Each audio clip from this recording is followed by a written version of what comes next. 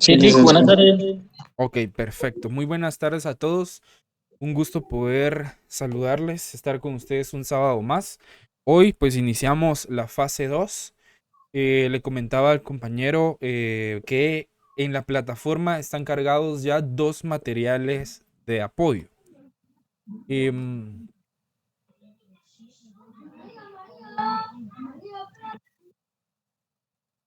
no sé si pueden visualizar la pantalla.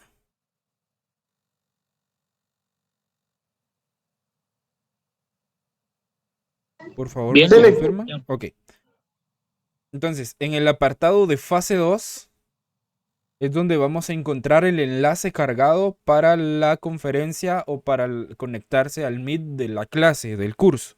Entonces, por cualquier cosa, ya está cargado en la plataforma, va a ser ese mismo enlace para todas las clases de la fase 2. Adicionalmente, se encuentran cargados dos materiales de apoyo, este que se llama papeles de trabajo, programas de auditoría, control interno y pruebas obligatorias, y este otro que se llama pruebas mínimas de caja y bancos. Adicionalmente se encuentra cargada esta actividad que se llama auditoría de caja y bancos, que va a ser el ejercicio que vamos a resolver el día de hoy, porque hoy iniciamos con la parte práctica. Entonces ahí está cargado el enunciado y está cargado los formatos que vamos a utilizar el día de hoy, que están en Excel. Entonces, para los que tengan la posibilidad de preferencia, que tengan su equipo a la mano, poder irlos desarrollando junto conmigo para que y no se pierdan de toda la explicación. De igual forma, la clase va a quedar grabada como siempre. Se les va a estar trasladando el enlace de la grabación de las clases para que ustedes puedan retroalimentar y poder repasar. Pero de preferencia, si tienen la posibilidad de poder ir desarrollando el ejercicio en el momento. Adicionalmente, el ejercicio lo deben de subir a la plataforma, a esta actividad, para que vayamos haciendo zona adicional de las tareas que se les van a ir dejando de los rubros que vayamos evaluando. En esta fase 2 tengo contemplados abordar el tema de caja de bancos, cuentas por cobrar y el tema de inventarios. Espero nos dé el tiempo, entonces les pido de su colaboración, de que estemos atentos, de que leamos el material, porque el material es sumamente importante para que vayamos así abordando los temas de manera consecuente y que no perdamos mucho tiempo en el proceso, ¿verdad? Sobre todo porque la teoría pues ya la deberíamos de tener interiorizada, los conceptos, las definiciones, eh, sobre todo generalidades de NIF, generalidades de NIC, conocer nuestra legislación tributaria guatemalteca, por lo menos lo básico, para poder desarrollar nuestra auditoría de la mejor manera posible y sobre todo y fundamental las normas internacionales de auditoría. Entonces, sin más que agregar, vamos a dar inicio. Les voy a compartir mi pantalla. Pero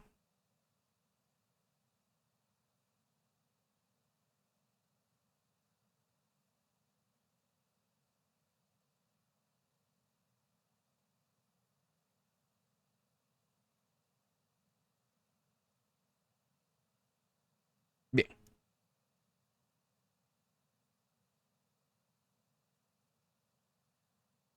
por favor me confirman si lo pueden visualizar. aún no. Ahora sí. ¿Sí? ¿Se logra leer ahí o lo amplío un poco más?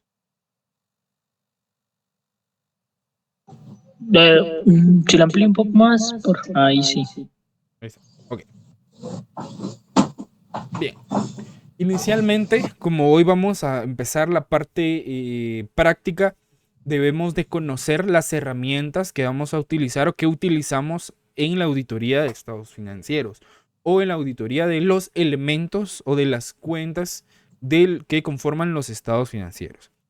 La herramienta principal que nosotros vamos a utilizar en la fase de ejecución, porque recuerden que la auditoría se compone de tres fases: la fase de planificación y actividades preliminares a la planificación, la fase de ejecución y la fase de comunicación de resultados.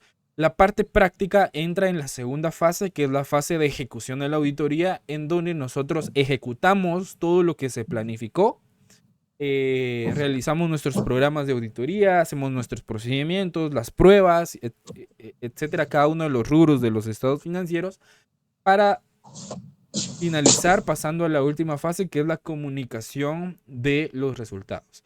Entonces, en la fase de ejecución de la auditoría es bastante fundamental, porque acá es donde vamos haciendo todas las pruebas necesarias o que consideremos con base a nuestro juicio profesional para recabar toda la evidencia suficiente y adecuada para poder sustentar nuestra opinión cuando ya hagamos la comunicación de los resultados a través de nuestro informe o dictamen de auditoría.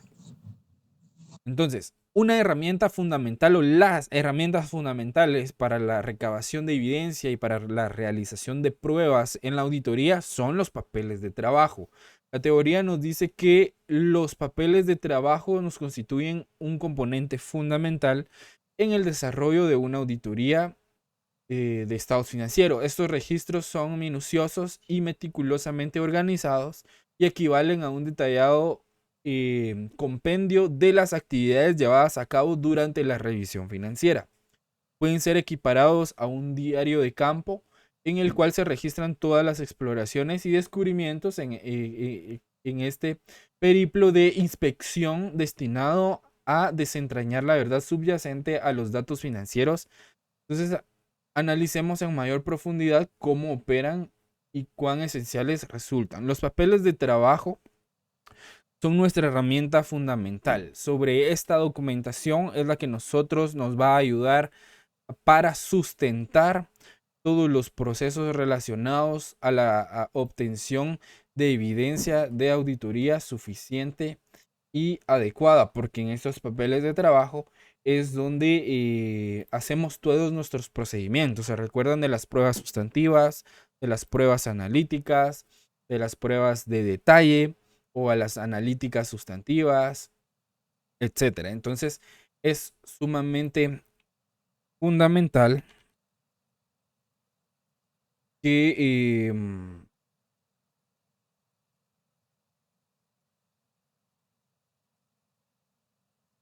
que podamos desarrollarlos de manera adecuada. Ok.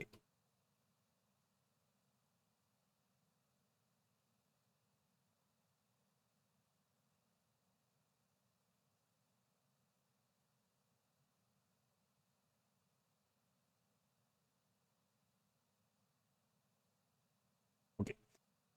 Los papeles de trabajo deben de contar con una estructura organizada.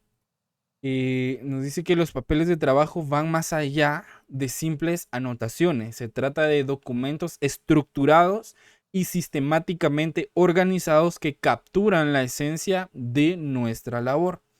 Cada papel de trabajo tiene un propósito específico y está concebido para respaldar y demostrar nuestras conclusiones, así como un científico documenta cada fase de un experimento. Nosotros registramos cada etapa de nuestro proceso de auditoría. Entonces, como bien dice, los papeles de trabajo son una herramienta que deben de estar sistematizada. Nosotros utilizamos un proceso de identificación de los papeles de trabajo a los que les llamamos referencias para poder identificar cada uno de esos papeles, y esas referencias son a juicio y a criterio del auditor. No existe una nomenclatura específica para decir que, por ejemplo, la cédula sumaria tiene esta categoría, o vamos a utilizar esta cifra para identificar que esta es la cédula sumaria, o esta es la cédula analítica, o en esta van a ir los ajustes, o en esta van a ir los problemas, sino que va a depender del criterio profesional de cada auditor, porque cada profesional independiente va a tener su propia manera de poder identificar sus papeles de trabajo, ¿verdad? Porque depende de su flujo de trabajo, de su experiencia, entre otros factores, para que se le facilite la identificación de estos papeles. Los papeles de trabajo también nos dice que son una evidencia convincente, porque en esos nosotros desarrollamos todas las pruebas, todas las anotaciones que consideramos necesarias para la obtención de evidencia de auditoría suficiente y adecuada.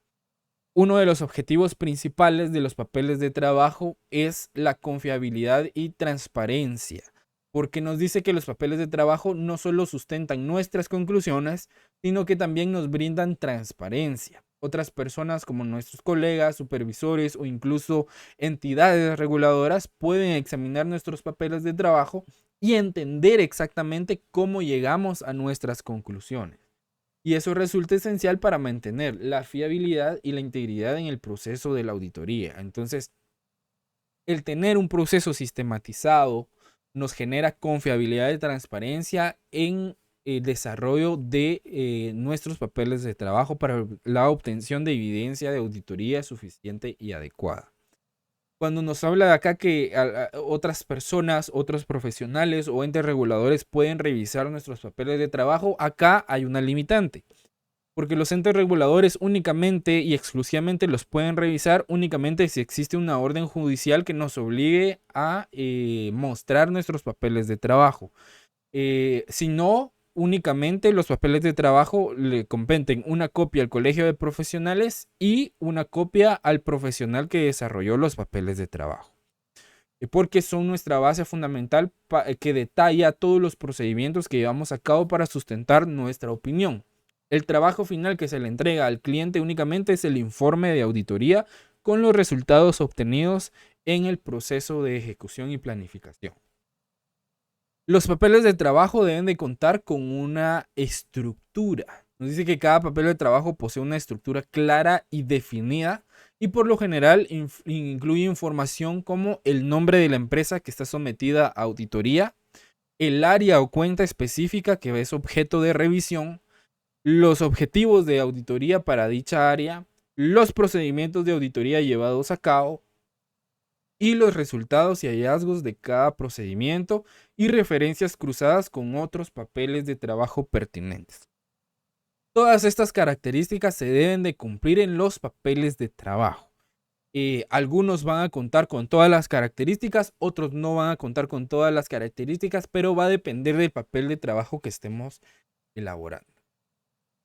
Adicionalmente a los papeles de trabajo, un papel de trabajo fundamental son los programas de auditoría. Pero antes de pasar a los programas de auditoría, para concluir con el tema general de los papeles de trabajo, en el mundo de la auditoría, los papeles de trabajo son como una bitácora, ¿sí? Donde nosotros vamos registrando de manera detallada todo lo que hacemos durante la revisión. Entonces, serían como nuestros apuntes de toda la inspección financiera que se está realizando a la empresa. Entonces, los papeles de trabajo son esenciales para documentar nuestras conclusiones y ofrecer evidencia de cómo llegamos a esas conclusiones. En la auditoría, este papel de trabajo es fundamental, el programa de auditoría. Los programas de auditoría nos dicen que estos son nuestros mapas detallados que nos guían en cada área de la entidad. Son como las instrucciones paso a paso para llevar a cabo la auditoría de manera efectiva. Por ejemplo, consideremos un programa de auditoría en el área de caja y bancos.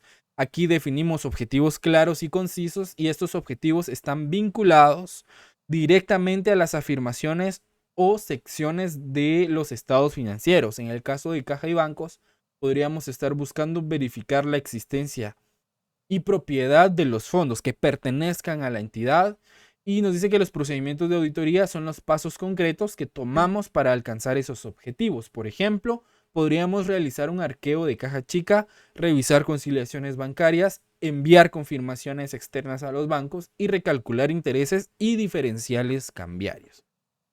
Entonces, los programas de auditoría, como bien lo decía la teoría, son nuestros mapas detallados que nos guían en cada área de la empresa que está siendo evaluada. Son instrucciones paso a paso de cómo llevar a cabo la auditoría y hacer que la auditoría sea efectiva y sea eficiente. En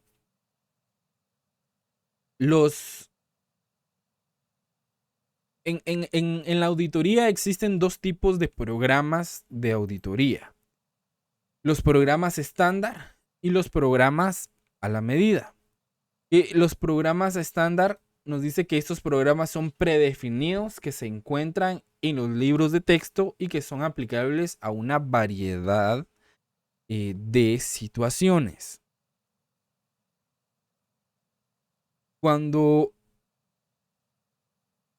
nosotros hablamos de variedad de situaciones, quiere decir que se aplica a la mayoría de evaluaciones que nosotros vamos a realizar, porque como es un programa estándar, contiene los objetivos y los procedimientos estandarizados mínimos que en cada una de las cuentas de los estados financieros o elementos de los estados financieros se deberían de llevar.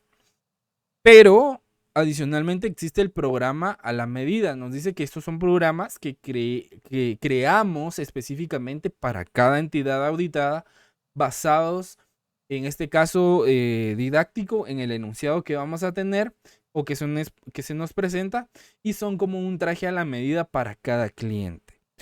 En lo personal, yo les recomiendo que lo ideal es utilizar programas de auditoría a la medida, porque cada empresa es diferente, cada empresa tiene sus propias políticas, aunque sean de la misma actividad económica, de la misma industria o se dediquen al mismo giro de negocio. Muy posiblemente en la interioridad de cada una de esas empresas tengan procedimientos distintos, funcionen de manera diferente. Por lo tanto, un programa a estándar no se aplicaría, digamos, a cabalidad con esas diferencias que podemos encontrar en el mundo de la auditoría. Entonces, lo ideal es que nosotros diseñemos y creemos y propongamos esos programas a la medida, hechos específicamente para cada uno de los clientes o para cada una de las empresas que estamos auditando. Los programas de auditoría, cuando hablamos de contenidos de los programas de auditoría, nos vamos a referir a especificaciones detalladas de las tareas y de las acciones que se van a llevar a cabo durante el proceso de la auditoría. Y esos contenidos son diseñados para guiar al auditor en la realización de sus actividades y sobre todo para asegurarse de que cada aspecto relevante sea considerado evaluado. Entonces, se debe desglosar el contenido presentado en las tablas de los programas de auditoría para poder llevar a cabo las evaluaciones. Este es un ejemplo de un contenido de un programa. Acá obviamente no está como debería de estar en el papel de trabajo, sino que para entendamos qué es lo que debe de contener el programa de auditoría. Primero, en el cuadro podemos ver que existe una naturaleza, que la naturaleza se va a referir al tipo de prueba que se va a realizar en la auditoría. Por ejemplo, la naturaleza en el área de inventarios es realizar el tipo de prueba, un inventario físico. El programa también debe de contener oportunidad, que se refiere a cuándo se va a realizar esa prueba. Acá tenemos 31 de diciembre de 2020, por ejemplo. También el programa de auditoría debe contener un alcance, que es cuánto vamos a cubrir. Aquí dice contar ítems mayores o iguales a 100,000 quetzales, ¿verdad? Aquí va a depender de la importancia relativa que tenga el inventario. Entonces, estos tres elementos sí o sí los debe de contener un programa de auditoría. La naturaleza, oportunidad y alcance. Eso por favor anótenlo y que no se les olvide. Esto es fundamental en los programas de auditoría o cuando trabajamos los programas de auditoría. Otro ejemplo, en el área de cuentas por cobrar, confirmación de clientes, se va a realizar el 31 de octubre de 2020 o se realizó el 31 de octubre de 2020. ¿Y cuánto vamos a cubrir? Vamos a confirmar únicamente saldos mayores o iguales a 50,000 quetzales. Igual, por ejemplo, en caja y bancos, el tipo de prueba, arqueo de caja, la fecha en que se va a llevar a cabo y cuánto vamos a cubrir. Aquí dice que vamos a cubrir el 100%, o sea que se refiere que se va a cubrir la totalidad de el rubro de caja en materia de el arqueo de caja chica. Entonces, cuando nosotros hablamos de naturaleza, en ese apartado se describe la naturaleza de la prueba que se va a llevar a cabo. En otras palabras, acá se explica qué aspecto o área de los estados financieros se va a revisar y por qué es importante. Como les ponía acá, en el caso de los inventarios, el tipo de prueba es el inventario físico, que sería la naturaleza de la prueba, tiene la fecha en la que se va a llevar a cabo y demás. La oportunidad indica específicamente eso, cuándo se va a llevar a cabo la prueba específica. Y el alcance se refiere a cuánto va a abarcar la prueba, hasta dónde vamos a llegar, hasta dónde vamos a cubrir. Entonces, el contenido de los programas de auditoría es un plan detallado de acción que guía al auditor en la realización de su evaluación y describe qué áreas se van a revisar, qué tipo de pruebas se van a aplicar, cuándo se van a realizar y cuándo van a ser abarcar y cuánto se va a abarcar de esos rubros que se van a evaluar. Entonces, esa información es esencial para asegurar que la auditoría sea exhaustiva y precisa y que todas las áreas relevantes sean evaluadas de manera efectiva.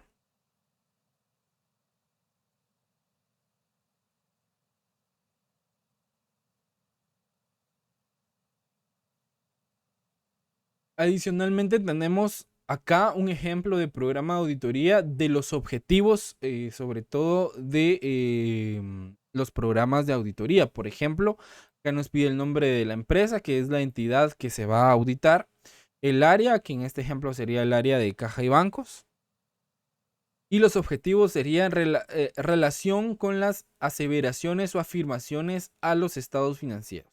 O sea que los objetivos tienen que estar relacionados a las aseveraciones o a las afirmaciones que la administración nos está dando o nos está indicando.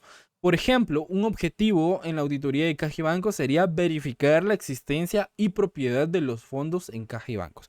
Que los fondos existan y que sean propiedad de la empresa. En el procedimiento de auditoría nos dice que acá hay que vaciar el enunciado que nos den, hay que redactar los procedimientos siempre en tiempo futuro y siempre hay que iniciarlos con un verbo. Por ejemplo, realizar arqueo de caja chica, revisar conciliaciones bancarias para el año, enviar confirmaciones a los bancos, recalcular los intereses ganados, recalcular el diferencial cambiario. Si se dan cuenta, siempre iniciamos con un verbo: realizar, revisar, enviar y recalcular. Pueden utilizar otras variaciones, pero siempre la redacción del procedimiento de auditoría debe de iniciar con un verbo, debe indicar una acción a futuro que se debe de realizar. Adicionalmente, también debemos de colocarle referencias a los papeles de trabajo, que aquí nos dice que es la cédula donde se efectuó el procedimiento. Obviamente, el papel de trabajo, el programa es un papel que va a estar identificado con una referencia, pero las demás pruebas se van a realizar en otros papeles de trabajo que van a tener otra referencia. Entonces, las referencias cruzadas es específicamente indicar en un apartado específico del programa de auditoría en qué cédula voy a realizar el arqueo de caja chica, en qué cédula voy a realizar la conciliación bancaria, en qué cédulas voy a colocar las confirmaciones de los bancos y así sucesivamente. Por ejemplo, nos dice acá: cédula de arqueo de caja, cédula de conciliaciones bancarias, confirmaciones a bancos y cálculos de intereses y cálculos de diferencial cambiario. Obviamente acá está el nombre de las cédulas, pero las podemos identificar con otro tipo de referenciación. Adicionalmente, hay que indicar el auditor que son con las iniciales del auditor que realizó el procedimiento. Por ejemplo, supongamos que nosotros somos un equipo de auditoría. Entonces, si ustedes van a realizar, se les asignó llevar a cabo un procedimiento de auditoría, como por ejemplo, digamos, Valesca va a hacer el arqueo de caja chica y Minor va a hacer las pruebas de conciliaciones bancarias. Entonces, en su papel de trabajo específico e incluso en el programa de auditoría hay que especificar qué auditor realizó o llevó a cabo esas pruebas. Por ejemplo, En la prueba del arqueo de caja chica habría que colocar las iniciales de Valesca, identificando o haciendo alusión de que ella es la responsable de llevar a cabo esos procedimientos. Y en las conciliaciones bancarias habría que colocar las iniciales de Minor, indicando que él es el responsable de llevar a cabo ese procedimiento. Adicionalmente hay que colocar un tiempo estimado, ¿verdad? Un tiempo presupuestado que es, digamos, como el planificado para llevar a cabo la prueba o la evaluación. Y al finalizar hay que colocar el tiempo real que nos llevó a realizar esas pruebas. Por ejemplo, acá teníamos un tiempo estimado de 2 horas para realizar el arqueo de caja, pero únicamente nos llevamos 1 hora efectiva realizando el procedimiento. Luego de los programas de auditoría tenemos los memorándum de planificación, que el memorándum de planificación es un elemento esencial en el proceso de auditoría. Es nuestra guía detallada para llevar a cabo una revisión efectiva y exitosa de los estados financieros de una empresa. Entonces, en este memorándum establecemos cómo se va a realizar la auditoría, los enfoques que se utilizarán en cada área y cómo se van a coordinar los esfuerzos del equipo de auditoría. Acá pues les coloqué la importancia, los componentes que debe de llevar un memorándum de planificación, y acá van a encontrar un ejemplo de un memorándum de planificación para una auditoría de estados financieros. Este es un ejemplo estándar, ¿verdad? De lo que se puede colocar en un memorándum de planificación. Obviamente se puede ampliar mucho más, pero si no, pues pasaríamos mucho tiempo analizando el tema del memorándum de planificación. Pero acá les dejé yo un ejemplo para que lo puedan visualizar.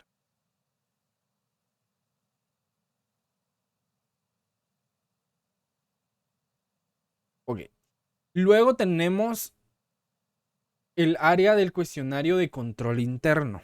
Cuando nosotros realizamos auditoría de estados financieros, aunado a eso o a la par de esa evaluación, también evaluamos el control interno de la entidad referente a sus procedimientos, cómo los desarrollan, más que todo a cuestiones administrativas y operativas de la empresa, no tanto en materia financiera, sino que ya en cómo llevan a cabo los procedimientos, si son efectivos, si son adecuados para el tipo de empresa o para el tipo de negocio que se está evaluando, entre otros, ¿verdad? Entonces, la evaluación de control interno nos dice que es como analizar el corazón de la entidad, y usamos cuestionarios de control interno para evaluar cómo funciona el sistema de controles internos en diferentes áreas. Estos cuestionarios contienen preguntas clave sobre los procesos y cómo se manejan los riesgos. Entonces, acá tenemos un ejemplo de un área de cuestionario de control interno. Acá específicamente habría que haber colocado una pregunta para que el colaborador pudiera contestar entre estas opciones, entre sí, no y no aplica, ¿verdad? Preferentemente deben de ser preguntas cerradas, porque, por ejemplo, en esa columna de sí, no y no aplica, en esas columnas representamos las respuestas posibles a cada una de las preguntas que se van a formular en el cuestionario de control interno. Y cada respuesta refleja la evaluación de si el control interno mencionado está presente, se coloca sí; si está ausente, se coloca no; y si no es aplicable la pregunta que se está realizando, pues se pone no aplica, ¿verdad? En el contexto de la empresa y de sus operaciones en materia administrativa. Adicional a eso, pues se coloca una observación, y en esa columna permite al auditor poder agregar observaciones adicionales, aclaraciones o comentarios específicos sobre cada control que se va a evaluar. Y estas observaciones pueden ser útiles para poder brindar un contexto más completo o detallado, o detalles adicionales, perdón, sobre la efectividad de los controles que se están evaluando. Entonces, acá nos dice que todas las respuestas no deben llevar a una deficiencia de control interno. Entonces, se debe hacer referencia a su papel de trabajo correspondiente, para de la siguiente manera: ver deficiencia de control interno en la cédula F6. Eso es lo que significa. Entonces, nos dice específicamente todas las respuestas no, o todas las respuestas que el colaborador diga que no, nos van a llevar a una deficiencia de control, porque eso significa que lo que se está preguntando está ausente en la empresa. Entonces, nosotros lo debemos de identificar como una deficiencia de control, porque puede que sea un procedimiento importante que se deba de aplicar en la entidad para llevar una mejor gestión administrativa y operativa de sus actividades. Adicionalmente a eso, al finalizar el cuestionario de control debemos de colocar una conclusión. Y esta conclusión tiene que ver, dice: en la evaluación del control interno de Caja y Bancos, los controles son adecuados y sí confiaré en dichos controles que tienen que ver con el cumplimiento, con cédulas analíticas y en menos proporción de detalle. Y si la respuesta fuera no, entonces vamos a colocar que no vamos a confiar en el control de interno y nos vamos a enfocar en el enfoque basado en pruebas de detalle. Entonces, específicamente, las actividades administrativas y operacionales definitivamente posiblemente no cumplen con ciertos estándares o no tienen definitivamente un control interno dentro de la empresa. Por lo tanto, no podemos confiar en esos controles internos o en esas políticas que las empresas tienen establecidas.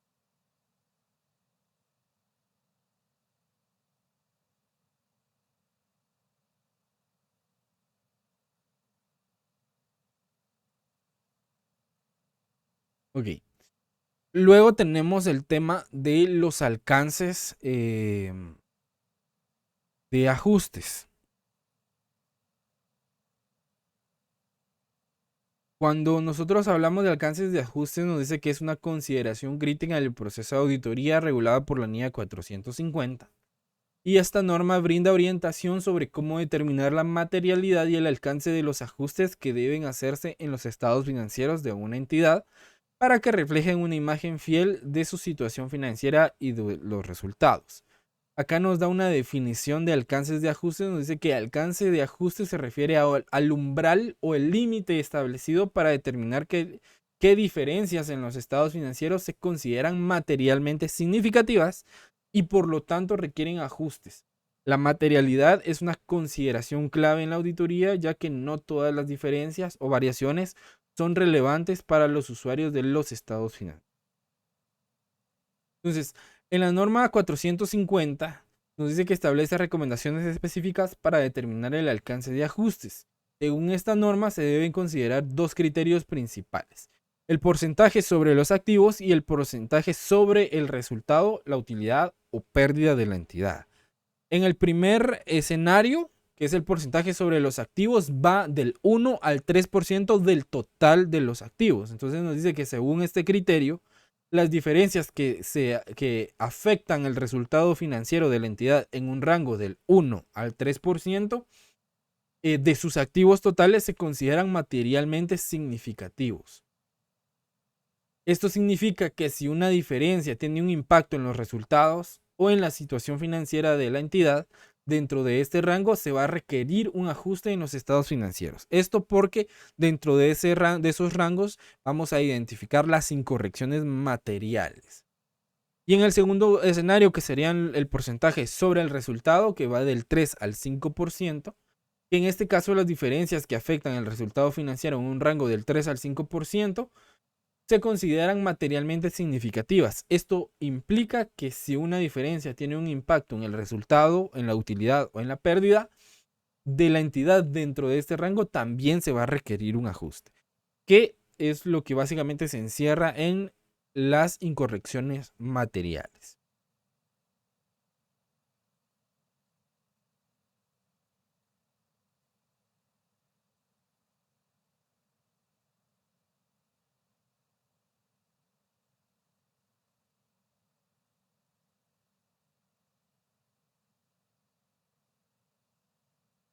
Directamente a las pruebas obligatorias en auditoría. Ya ustedes pues van a leer más detenidamente el material de apoyo que se les proporcionó en la plataforma para que estén más empapados de todos estos temas.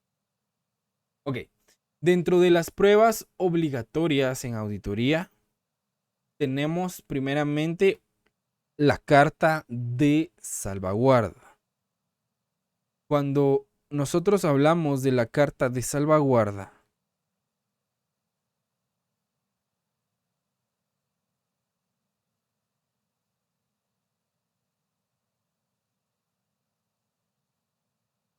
o la carta de representación o salvaguarda, su base técnica está en la NIA 580. Nos dice que la carta de representación es un documento crucial en el proceso de auditoría. Se trata de una comunicación escrita, y esto es importante, por parte de la administración de la entidad auditada a los auditores o hacia los auditores. En esta carta, la administración confirma ciertas afirmaciones hechas en los estados financieros y proporciona una garantía formal sobre la veracidad y la integridad de la información proporcionada. La carta de representación es una parte fundamental en la evidencia de auditoría. Esta carta de representación o de salvaguarda es esencial porque acá es donde nosotros vamos a identificar las aseveraciones o las afirmaciones de la administración. Por ejemplo, nosotros hacemos la solicitud de la carta de representación o de salvaguarda, indicando qué puntos son los que queremos que la administración nos confirme. Entonces, por ejemplo, le solicitamos una carta de salvaguarda relacionada al procedimiento de depreciación de los activos fijos. Entonces, en la respuesta de la administración debería ir dirigida hacia al jefe del grupo del encargo de auditoría, indicando que los activos fijos son tales y tales y tales, en los cuales se utilizan ciertos métodos de depreciación. Por ejemplo, para los vehículos se utiliza el método de línea recta establecido en la Ley de Actualización Tributaria. Ok. Entonces, si es el método de línea recta, nosotros sabemos que los vehículos se deprecian ¿por qué porcentaje se deprecian los vehículos? ¿Se recuerdan? Sí, por el 20%. Por el 20%, correcto. Muchas gracias, Miner.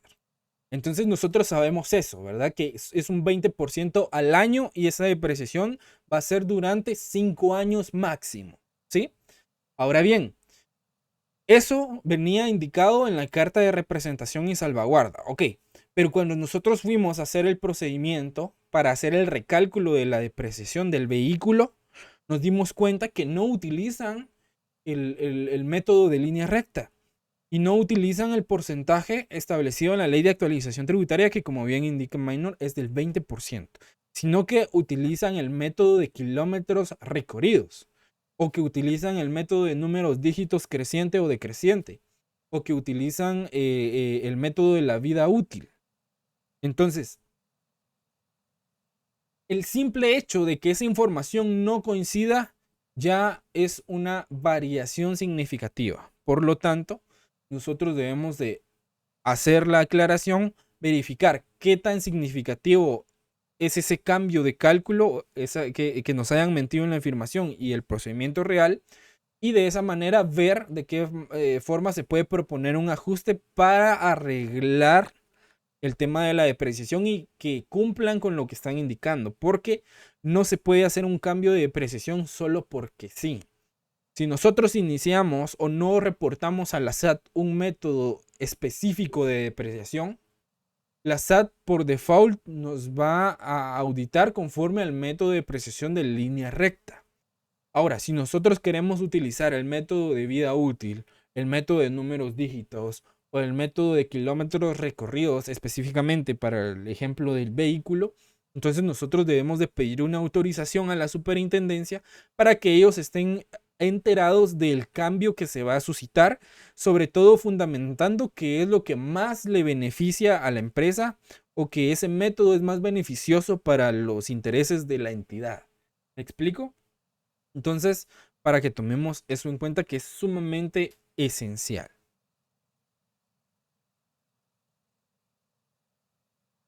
Acá tenemos el ejemplo de la carta de solicitud y tenemos la contestación también, el ejemplo de la carta de confirmación eh, de, por parte de la administración.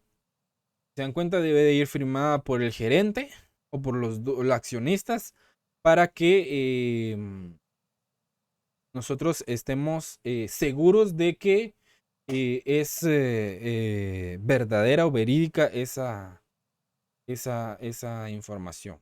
Adicionalmente tenemos confirmaciones también de los abogados o de los asesores legales de la empresa que su base técnica está en la NIA 505. Nos dice que la confirmación del abogado es una prueba diseñada para obtener evidencia independiente y objetiva sobre asuntos legales que podrían afectar la situación financiera o los riesgos de la entidad auditada. Los auditores pueden solicitar a los abogados de la entidad que confirmen información legal relevante, como los litigios pendientes, demandas, contingencias legales y otros asuntos legales significativos que podrían tener un impacto material en los estados financieros. Entonces, acá tenemos el ejemplo de la carta de confirmación del abogado, en donde nos van a indicar que si la empresa está en algún proceso legal y si está en un proceso legal, cómo va el proceso, si es probable que se gane o que se pierda. ¿Se recuerdan del término de contingencia probable?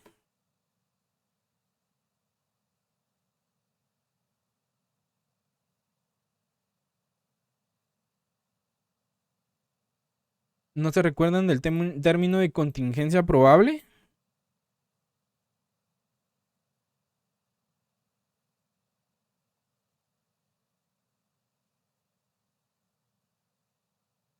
¿Jóvenes?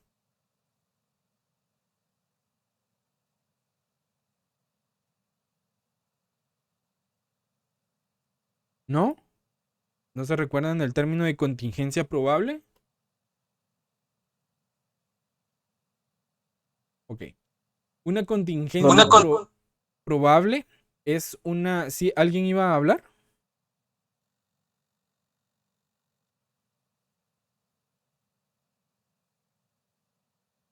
¿Alguien iba a indicar algo? ¿No? Ok. Una contingencia probable es un término que se utiliza en el ámbito financiero y de la auditoría para describir una situación en la que es probable que una empresa o una entidad se enfrente a una obligación futura o a una pérdida económica en el futuro, derivado de una situación legal, pero donde aún no se ha confirmado si se ha determinado el monto exacto de esa obligación o de esa pérdida. Entonces, en otras palabras, se trata de una contingencia que tiene una alta probabilidad de ocurrir, pero aún no se ha materializado por completo o no se ha llevado a cabo. Es como que el proceso legal todavía, valga la redundancia, está en proceso, ¿verdad? Y no hay una sentencia firme por parte de un juez que indique, ok, usted perdió la demanda, debe de pagar tanto, ¿sí? Entonces, eso es una contingencia probable. Las contingencias probables se reconocen y se registran en los estados financieros de una empresa de acuerdo con los principios contables y las normas internacionales de información financiera o las NIC que sean aplicables. Entonces, esto se hace para que los usuarios de los estados financieros tengan conocimiento de la posible obligación futura que puedan tomar y para que puedan tomar decisiones informadas. Entonces es importante destacar que una contingencia probable se diferencia de una contingencia remota, porque es una situación en la que es poco probable que ocurra una obligación futura. Entonces, la contingencia remota es poco probable que ocurra y la contingencia probable, como su nombre lo indica, es más probable de que se lleve a cabo una obligación futura. ¿Alguna duda, jóvenes, hasta el momento?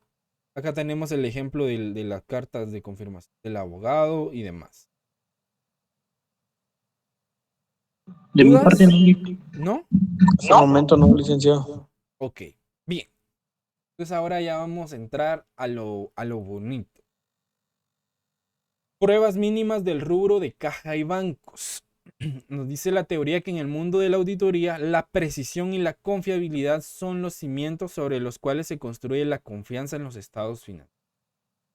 Y cuando se trata del rubro de caja y bancos, las pruebas mínimas juegan un papel fundamental en asegurar la solidez financiera de una entidad. Entonces vamos a profundizar en las pruebas mínimas que se deben de aplicar. Por ejemplo, las pruebas mínimas, ¿sí? Eso significa que es lo mínimo que se puede llevar a cabo en el rubro de caja y bancos, y obviamente no hay límite en la cantidad de pruebas que se puedan realizar. Va a depender del auditor si quiere realizar más de esas pruebas mínimas, porque hay que determinar si esas pruebas mínimas son suficientes para determinar si las cifras que comprenden el rubro de caja y bancos son razonables. Entonces, tenemos 5 pruebas mínimas. La primera de ellas es un arqueo de caja chica.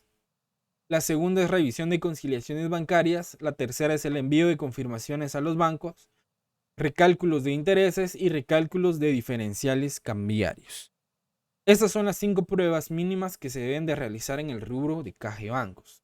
El arqueo de caja chica nos dice que es como abrir una puerta secreta al tesoro de una empresa. Siguiendo con la NIA 501, que habla sobre la evidencia de auditoría, esta prueba nos permite confirmar la existencia y la exactitud de los fondos en efectivo de la caja chica de la entidad. ¿Sí?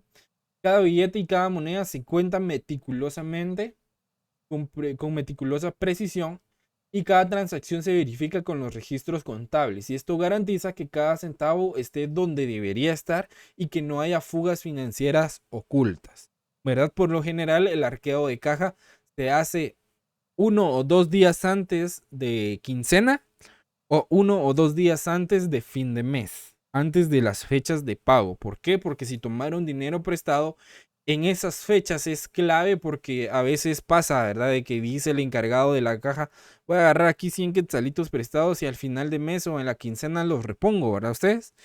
Pero de repente 2 días antes de la fecha de pago cayó la auditoría y se evidenció que había un faltante de 100 quetzales porque el encargado de la caja chica había tomado prestado ese dinero.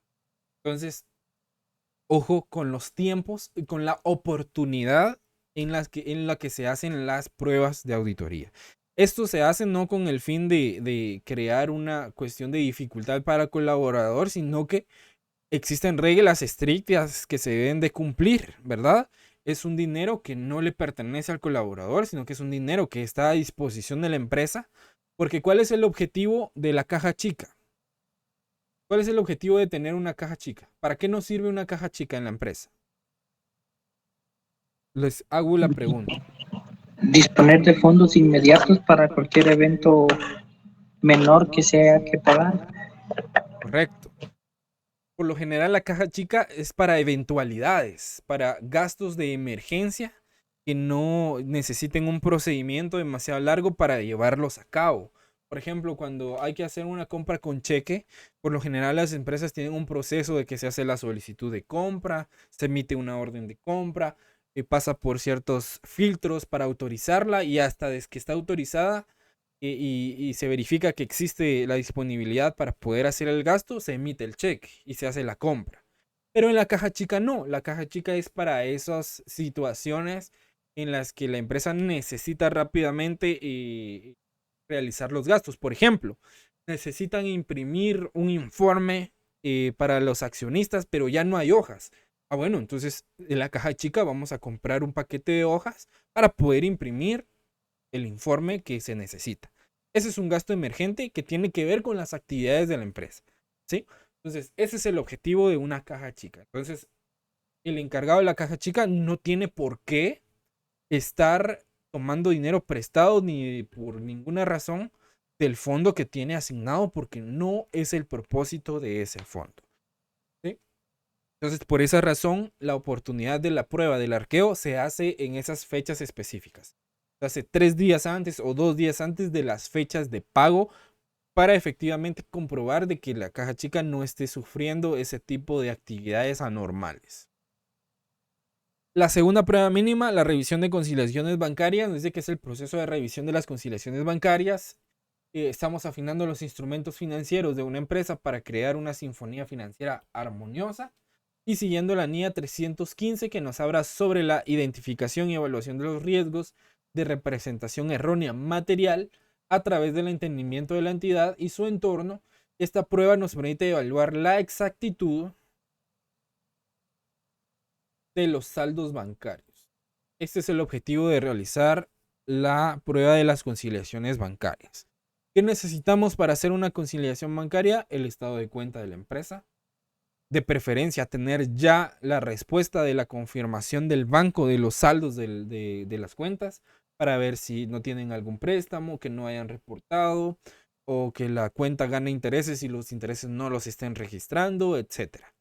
Entonces, con el estado de cuenta vamos verificando la confirmación del banco y los registros contables. Luego tenemos el envío de confirmaciones a los bancos. Nos dice que este envío de confirmaciones a los bancos es como recibir respuestas directamente de los custodios de los fondos de la empresa. Según la NIA 505, que habla sobre confirmaciones externas, por favor, todas estas bases técnicas vayan anotándolas porque son fundamentales. Y nos dice que esta prueba nos permite obtener evidencia independiente de la autenticidad y la precisión de los saldos bancarios y de las transacciones.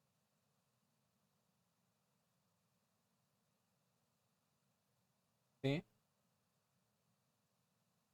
Hay una regla no escrita en la auditoría que es que dice que nosotros los auditores vamos a tener un grado de confianza mayor en las confirmaciones externas, ¿sí? Porque directamente el banco es el que me está diciendo este es el saldo que tiene la empresa y estas son las transacciones que ha realizado la empresa durante el mes o durante el año o durante un periodo de tiempo determinado.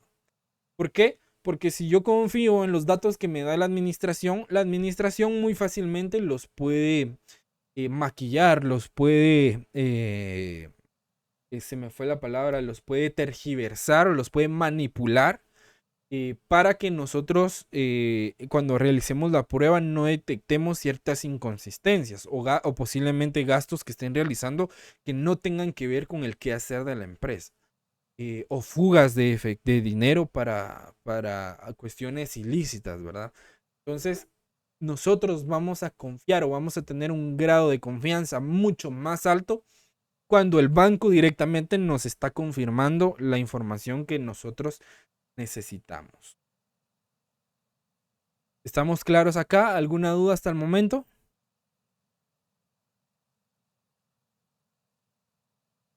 ¿Dudas? No, licenciado. ¿No? ¿Vamos comprendiendo? Sí, no hay dudas. Empate no. Entonces, la otra prueba es el recálculo de intereses. Dice que el recálculo de intereses es como desentrañar los hilos entrelazados de las transacciones financieras. Según la NIA 540 sobre estimaciones contables y errores, estas pruebas nos permiten confirmar la exactitud de los cálculos de intereses registrados en las cuentas. Cada fórmula matemática es evaluada y cada factor que afecta al cálculo se verifica asegurando que los intereses reflejen la realidad financiera. Esto se da mayormente en las cuentas de ahorro. Hay algunas cuentas bancarias que brindan algún beneficio, que ganan o devengan algún tipo de interés. Pero debemos de tener la información, ¿verdad? Dependiendo si es interés compuesto, si es interés simple, si cada cuánto se capitalizan los intereses a la cuenta bancaria de la empresa, si existen cobros por manejo de cuenta, el pago del impuesto sobre la renta de los intereses ganados, etcétera, ¿verdad? Toda esa información es necesaria para poder verificar los cálculos matemáticos realizados por el banco también. Disculpen ustedes, voy a tomar un...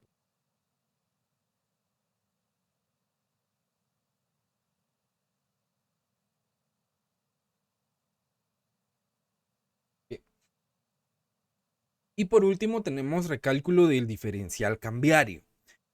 Nos dice que el recálculo del diferencial cambiario es como descifrar el enigma de las fluctuaciones monetarias. Siguiendo la NIA 540 nuevamente, esta prueba nos permite validar la precisión de los cálculos relacionados con las diferencias cambiarias.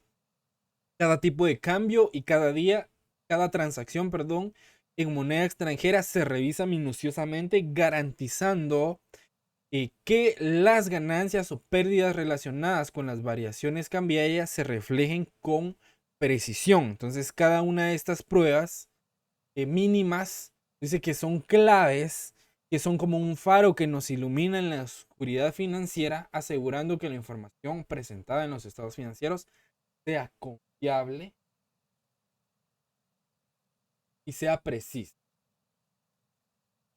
¿Sí? Que sobre todo verifiquemos que la administración esté diciendo la verdad y que las transacciones se estén revelando adecuadamente y que estén bien clasificadas.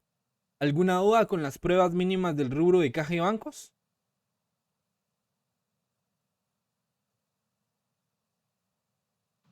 No, Lick. ¿No? ¿Todo claro? ¿Listos para entrar a la parte práctica?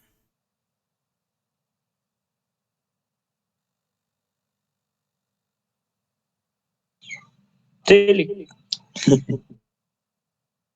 Ok.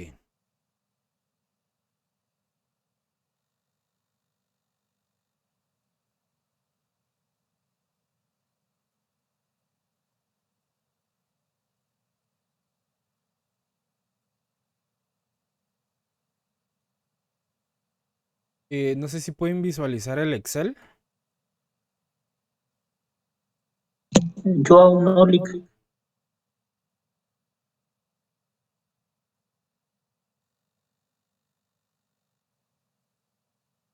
Por favor, me confirman si pudieron descargar el enunciado, porque de preferencia que ustedes lo tengan a la mano para que me vayan apoyando con los datos y lo vayan leyendo y vayan haciendo sus anotaciones. ¿Verdad? Entonces, sí me confirman por si alguien lo pudo descargar y lo puede tener ahí a la mano. Lick, mi computadora se arruinó y la estoy reparando, pero ahorita solo en el celular estoy, disculpe. Ok. Entonces vamos a ver de qué manera vamos trabajando el tema del enunciado.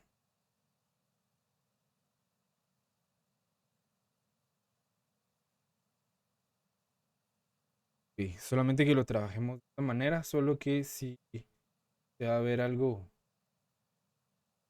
pequeño. Está bien, Lick, por mi parte está bien así. ¿Sí?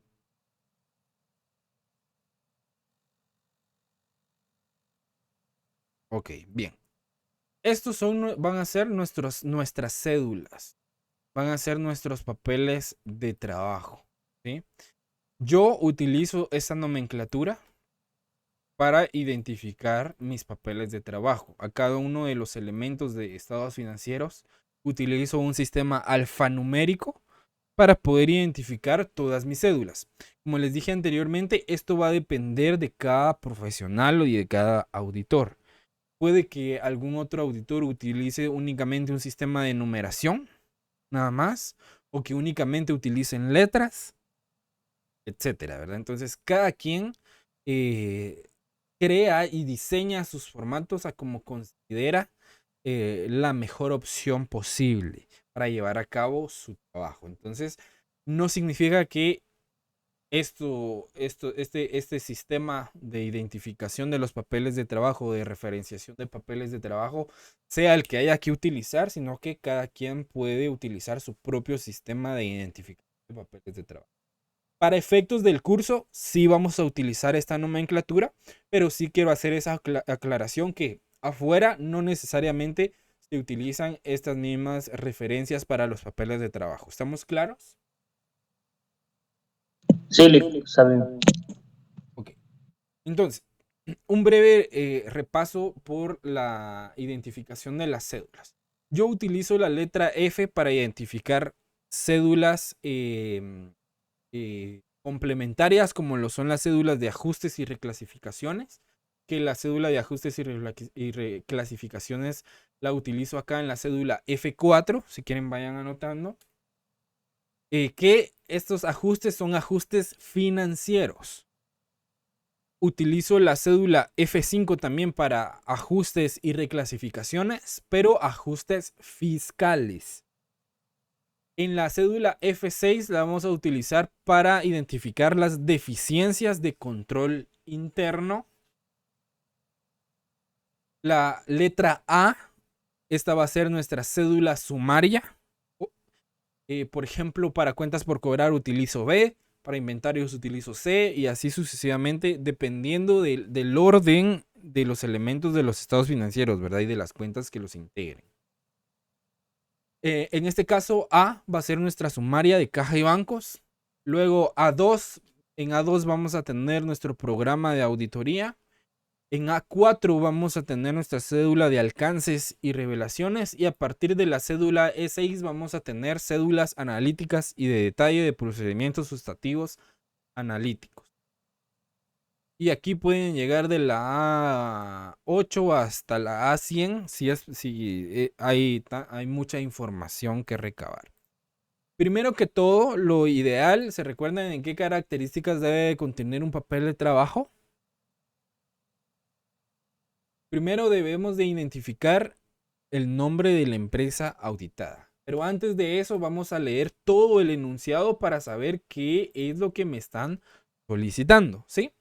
Nos dice la compañía Muebles Elegancia S.A., dedicada a la fabricación y comercialización de muebles para oficinas y hogares, comenzó sus operaciones hace 3 años. Ha contratado nuestros servicios para llevar a cabo una auditoría específica sobre un elemento de sus estados financieros al 31 de diciembre del año 2022, con un enfoque en la cuenta de caja y bancos. Esta auditoría se llevará a cabo de acuerdo con las normas internacionales de información financiera plenas, o sea, full NIF, y las normas internacionales de contabilidad, las NIC. Para la ejecución de esta auditoría se aplicarán las normas internacionales de auditoría NIAS. Información importante, el tipo de cambio utilizado al cierre es de 7.70 quetzales por $1 estadounidense. Y la materialidad para ajustes se ha establecido en 20.000 quetzales. Esto significa que vamos a proponer ajustes iguales o mayores a 20.000 quetzales. Por debajo de 20.000 van a ser valores inmateriales. Luego nos dice auditoría de caja y bancos. El rubro de caja y bancos se compone de la siguiente manera. Número 1, una caja chica de 30.000 quetzales. Banco GT Continental de 790.232 quetzales. Y el Banco de Nueva York con 814.322 quetzales. Nos dice que durante la revisión de la caja chica se identificó la presencia de vales numerados del 1 al 4, cada uno por un valor de 4.324 quetzales, fechados al 31 de agosto del año 2022, y con la firma de recibido del gerente general, el licenciado Miguelito Yamatei. Además, se encontraron los siguientes montos en efectivo: 25 billetes de 200, 50 billetes de 100 y 200 billetes de 5 quetzales. En lo que respecta al saldo confirmado en el Banco de Nueva York, corresponde a una cuenta de ahorros en dólares estadounidenses, abierta a principios de año con un tipo de cambio de 7.74 quetzales por $1. Hasta la fecha no se han registrado los intereses generados a pesar de una tasa de interés del 5.15% anual. Acá, ¿qué tipo de interés vamos a utilizar? ¿Vamos a integrar interés compuesto o interés simple?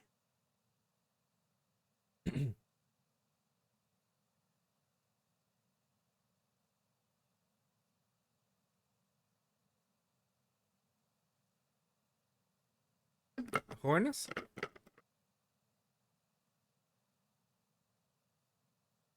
Matemática financiera, jóvenes. ¿Interés compuesto o interés simple?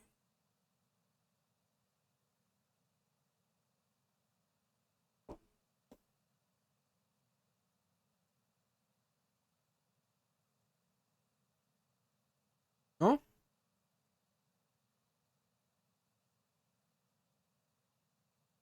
Si no se recuerdan, no tengan pena. La idea es que vayamos aprendiendo todos, pero sí necesito su retroalimentación, por favor.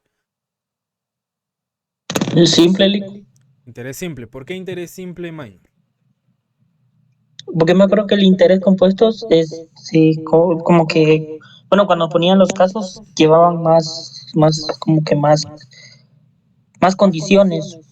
Cambio Más, acá es directamente, correcto, nos dan más información, ¿verdad? Un tip importante para identificar interés compuesto de interés simple es que el interés compuesto nos va a dar un número de capitalizaciones, ¿sí? En el año. Entonces acá nos hubiera podido decir de que la cuenta bancaria gana o genera un interés del 5.15% capitalizable de manera semestral, de manera trimestral, de manera cuatrimestral o de manera mensual, ¿sí? Por determinado tiempo. Acá, únicamente con la palabra que dice 5.15% anual, ya ahí identificamos que es interés simple. Cuando nos dan una tasa anual y no hay capitalizaciones, es interés simple. Cuando nos dice el interés capitalizable por X meses, mensual, bimensual, semestral, trimestral, cuatrimestral, ahí vamos a trabajar con interés compuesto. ¿Estamos claros? sí, de acuerdo. ¿Sí? Luego nos dice que en la conciliación con el Banco GT Continental se detectaron cheques en circulación con los números 195, 297, 325 y 360 con valores de 42,000 quetzales, 59,000, 25,000 y 97,000 respectivamente. Es importante mencionar que el cheque 360 aún estaba en posesión del cajero y estaba a nombre de Muebles Finos S.A., con fecha de emisión en agosto de 2021, mientras que los otros 3 fueron emitidos en diciembre del año 2022. Además, se identificó un depósito en el estado de cuenta bancario por un monto de 155,000 quetzales. Este depósito no se reflejó en la contabilidad y corresponde a una aportación de una accionista destinada a futuras capitalizaciones. Se le pide, acá importante, por favor, para la evaluación, siempre veamos lo que se me está pidiendo, ¿sí? No hago ni más ni menos. Hay cosas que ya por default indican que hay que hacer cierto procedimiento para llegar a ese resultado que me están pidiendo, ¿sí? Pero siempre, por favor, pongamos especial atención a lo que me están pidiendo. Entonces, se le pide para llevar a cabo una auditoría exhaustiva y eficiente, se requiere la preparación de los siguientes documentos y procedimientos. Cédula sumaria.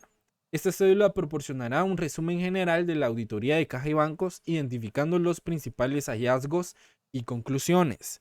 Programa de auditoría. Se debe de elaborar un programa detallado que describa los pasos y procedimientos específicos a seguir durante la auditoría de caja y bancos. Esto garantizará una revisión completa y estructurada de los elementos financieros. Cédulas analíticas. Estas cédulas contendrán un análisis minucioso de los componentes de caja y bancos, detallando cualquier discrepancia o hallazgo relevante. Y por último, ajustes financieros y ajustes fiscales. Acá, ojo, ajustes financieros y ajustes fiscales.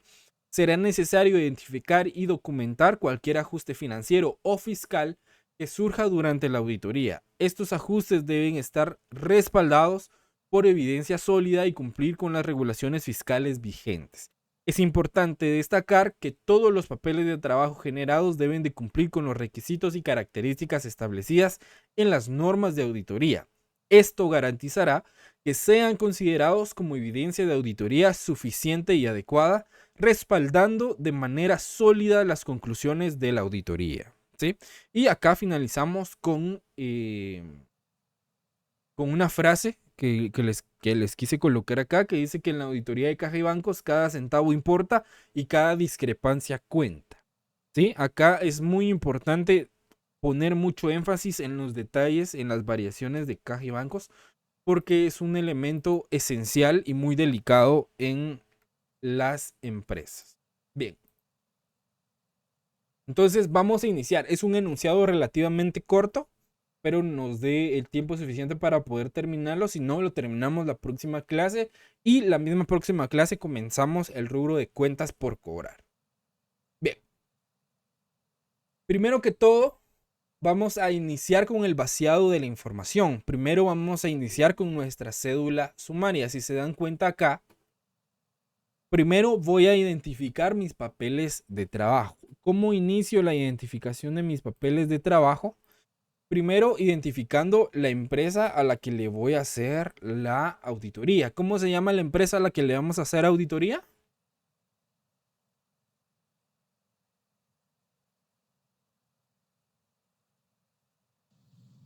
Muebles, elegancia. Muebles, elegancia. Muebles Elegancia S.A. Entonces, la primera característica es que el papel de trabajo debe identificar a la empresa que estamos auditando. Otra característica importante es que debemos de identificar el rubro que estamos auditando. Entonces, después de Muebles Elegancia, vamos a identificar que estamos auditando el rubro de caja y bancos. ¿Sí? Adicional al rubro que estamos auditando, debemos de identificar la cédula que estamos llenando. Y esta es una cédula sumaria. Y que acá van a venir a recaer todos los saldos y los ajustes que vayamos identificando para determinar el saldo según auditoría, si es que existe alguna variación, alguna incorrección o alguna discrepancia en los datos de la administración y lo que nosotros vayamos detectando. ¿Estamos? Adicionalmente a la identificación de la cédula o del tipo de cédula, debemos de identificar el periodo que estamos evaluando. ¿Qué periodo es el que vamos a auditar según el enunciado?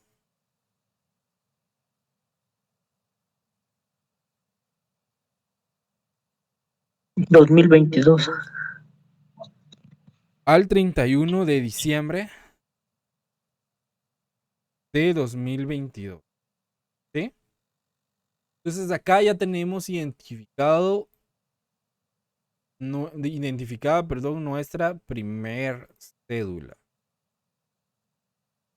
¿Sí? Muebles Elegancia S.A., el rubro de caja y bancos, la cédula sumaria y la auditoría que comprende el periodo al 31 de diciembre del año 2022.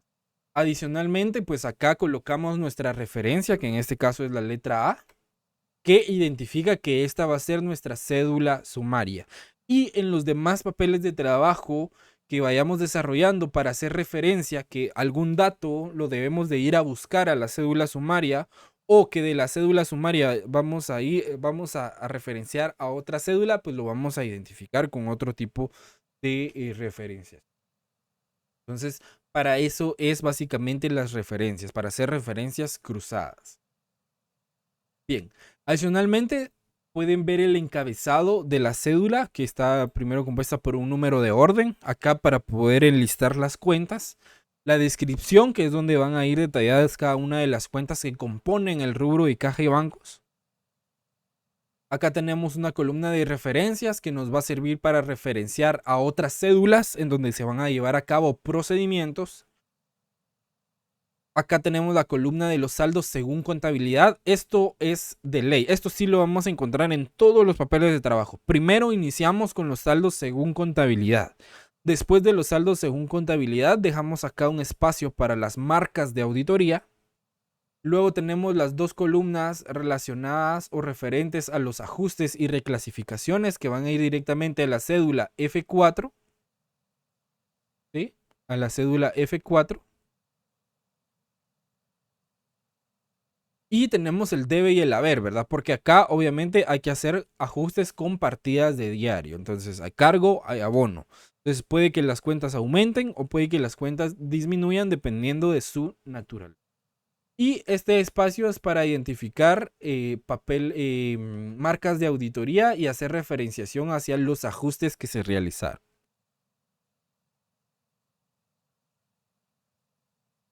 Y por último tenemos los saldos según auditoría que una vez registrados acá en la cédula los ajustes y reclasificaciones determinamos el saldo según la auditoría. Y por último tenemos también referencias por si queremos hacer mayor referenciación de los saldos y de las pruebas que estamos realizando en otras cédulas. ¿Sí? Si van teniendo dudas, por favor, pueden activar su micrófono. Ok, para las marcas de auditoría yo les doy siempre una recomendación, que es utilizar el tipo de letra, se llama Withings 2 con las mayúsculas. Entonces, por ejemplo,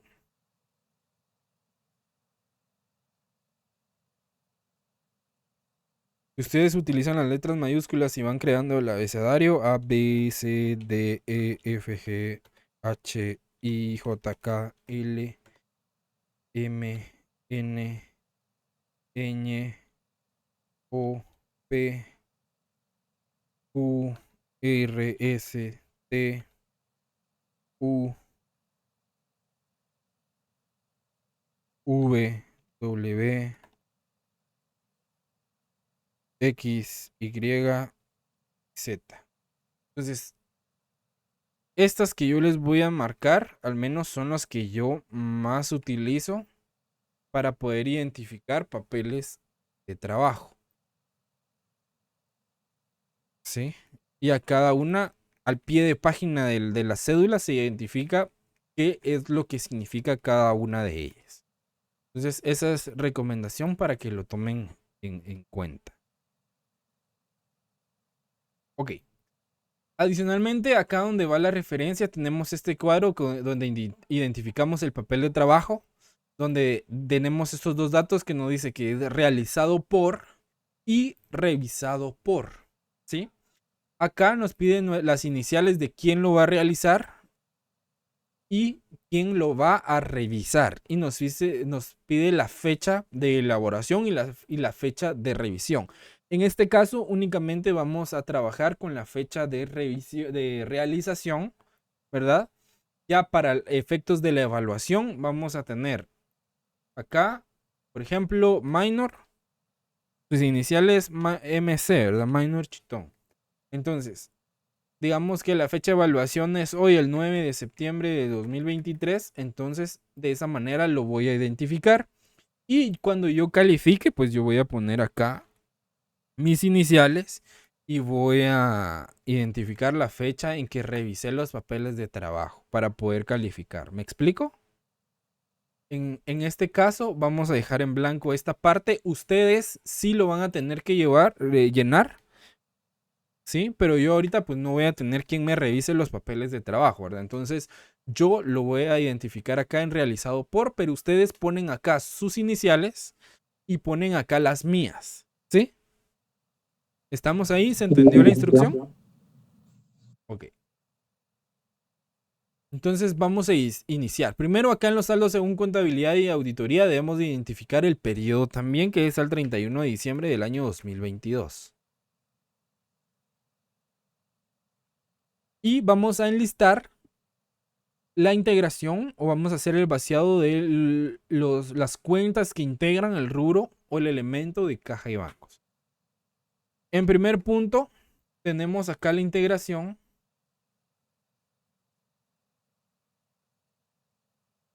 Que comprende estas tres cuentas. Entonces, primero vamos a trasladar la cuenta de caja chica.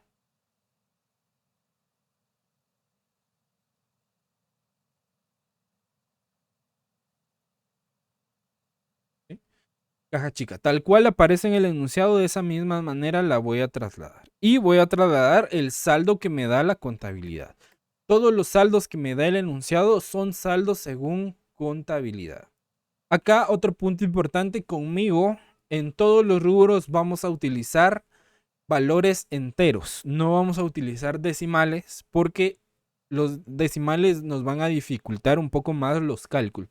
Ya en la vida real sí deben de utilizar los decimales, pero para efectos del curso no vamos a utilizar decimales.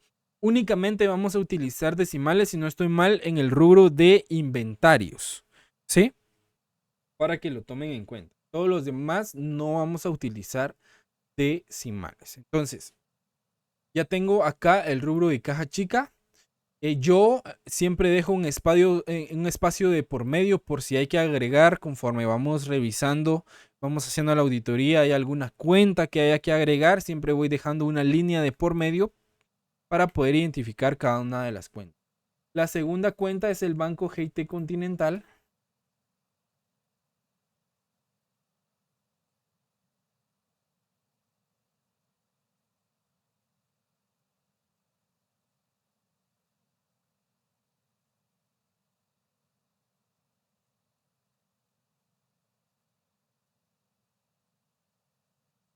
Que tiene un valor de 790.232 quetzales. ¿Sí? Si se dan cuenta, voy trasladando y voy marcando. De esa manera ya tengo identificados qué datos son los que ya utilicé. ¿Sí? Y así no me pierdo también. Luego, la tercera cuenta es el Banco de Nueva York. Y ese tiene un valor de 814.322 quetzales. Y de igual manera lo marco acá para identificar que ya fue trasladada la información. ¿Sí? ¿Estamos claros con el traslado de la información? Chele. Ok. Entonces, acá yo voy a ir identificando, voy a ir ya poniendo marcas de auditoría. Por ejemplo, acá yo utilizo la letra P mayúscula que me va a dar ese chequecito. Y en el pie de página del papel de trabajo lo identifico para que el usuario o el que revise mi papel de trabajo sepa qué significa esa marca de auditoría. Y en esta sumaria, esa marca va a significar que esa información, estos saldos fueron cotejados con el diario mayor general de la empresa. ¿Qué significa? Que se revisaron los libros contables y se verificó que exactamente y efectivamente estas cantidades sí corresponden. ¿Me explico? Chele. Chile. Entonces, siempre vamos a ir haciendo una sumatoria. Acá siempre vamos a ir totalizando.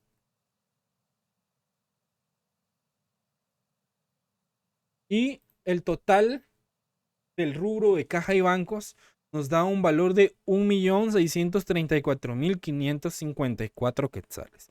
Entonces, esto es lo que nosotros vamos a revisar. El rubro de caja y bancos está integrado por 3 cuentas, que es Caja Chica, el Banco GT Continental y Banco de Nueva York, es un banco extranjero.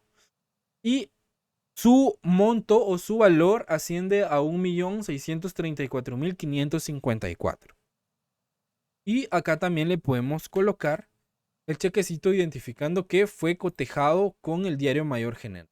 Y también utilizo la letra O mayúscula para que dé este signo como de X, que significa sumado vertical. O sea que la suma fue así. ¿Sí? No sé si lograron identificar la señal. Sumado vertical Sí. significa que fue de esta manera, de aquí hacia abajo. ¿Sí? Sumado Ya. horizontal significa que fue de esta manera, hacia esta orientación, así. ¿Sí? Vertical, horizontal. ¿Sí?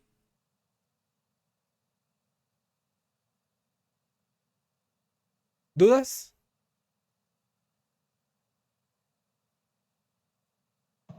Ese lo podríamos usar también como en algunos casos que colocan suma verificada, algo así, también se puede usar para lo mismo. O ¿Correcto? no, o podemos poner otro signo. Sí, ustedes pueden utilizar la marca que ustedes consideren. Media vez la identifiquen. ¿Sí? Por ejemplo, pueden utilizar las letras. Por ejemplo, si no utilizan letras para identificar papeles de trabajo, pueden utilizar letras acá. Minúsculas o mayúsculas, siempre y cuando identifiquen qué significa, ¿verdad? Porque si yo no identifico qué significa, por ejemplo, si yo esto lo dejo en blanco y les muestro solo este papel de trabajo, ¿Qué consideran? ¿Sabrían qué significarían esas marcas? ¿O qué quieren decir estas No, marcas? No, definitivamente no. Entonces, por esa razón, siempre, siempre, siempre en el pie de página de todos los papeles de trabajo, ese es como yo lo trabajo personalmente, siempre identifico qué significa cada una de las marcas. Hay otros profesionales que hacen un índice de marcas y cuando arman su expediente de trabajo, ahí identifican todas las marcas, lo que significan todas las marcas, pero en los pies de páginas ya no lo colocan.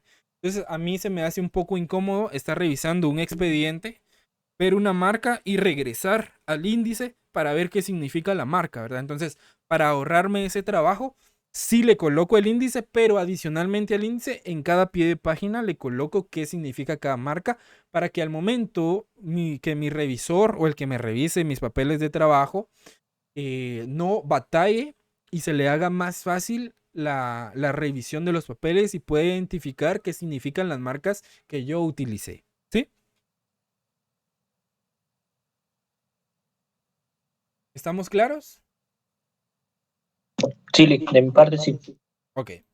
Por cuestiones de tiempo, vamos a quedarnos acá. Vamos a continuar el próximo sábado. Entonces, por favor, para que se recuerden en dónde nos quedamos. Y solo los voy a molestar que puedan activar su cámara un momento para tomar la captura de pantalla de la asistencia del día de hoy.